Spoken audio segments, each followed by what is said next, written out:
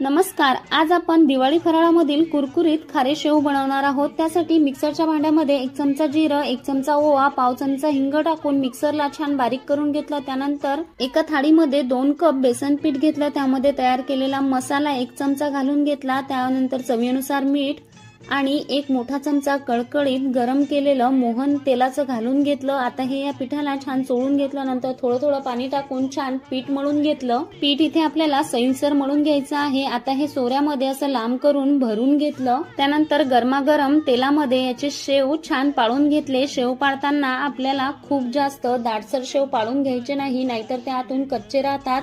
आणि शेव तळताना आपल्याला तेल अगदी कडकडीत गरम घ्यायचं आहे, नाहीतर शेव तेलगट होतात। तेलातील बुडबुडे कमी झाले की शेव काढून घ्यायचे। इथे आपले छान कुरकुरीत खारे शेव बनवून तयार आहेत। व्हिडिओची पूर्ण लिंक खाली दिली आहे। धन्यवाद।